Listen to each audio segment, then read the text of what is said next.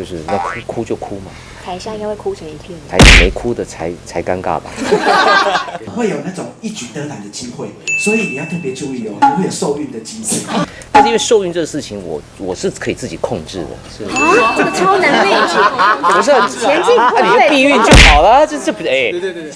观众朋友可以通过3立路外台、3立戏剧台、MOD 以及公共电视首次担纲的黄豪平，配上上次在红毯主持颇受好评的玛丽及许愿摄影机。好，也要跟大家报告9月28的广播听众颁奖，就是看会不会得奖，会不会得奖？好，好吧，这很紧张哎。圣杯四重，对，这张牌代表是说焦哥有得奖几率很高。对，为什么？因为你看有一个人，有没有他拿着杯子？对，然后杯子里面有鱼，好，代表是年年有余。哦，是，也代表是说，哎，你这一次也像，可能会在2个奖项里面有一个得奖几率蛮高的。耶，是，所以很有那种得奖率。哦，而且这边下面有海有没有？是说这一次的金钟奖，海内外的华人都会很关注。哦，是。那加油，再掰。哎，这没有。人家专业的。在祝福，看能讲到哪儿去？好，那这条鱼代表是说，你金钟过后会有一个危险。啊，真的？会飞太远啊？不是，会有那种一举得来的机会，所以你要特别注意哦，你会有受孕的机会。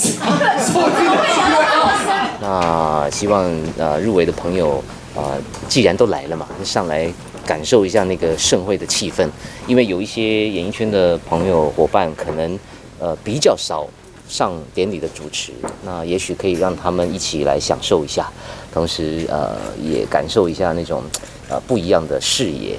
那对我来讲也是可能会擦出不同的火花。跟一般的主持搭档来讲，这些朋友应该会挺有意思的。对我来讲，又像妈妈，又像老板，然后又像一个我的偶像，真的会很期待那一段就是那哭就哭嘛。台下应该会哭成一片。台下没哭的才尴尬吧？哎，你没哭哦，3排2号，你怎么没哭？在台下卖眼药水，哭喂，用眼药水作弊啊？不可以啦！我猜应该大家都会蛮感动的吧？台下应该有很多都上过他的节目，或是说都受过他的照顾的。但是因为受孕这个事情，我是可以自己控制的，是啊，这个超难理解。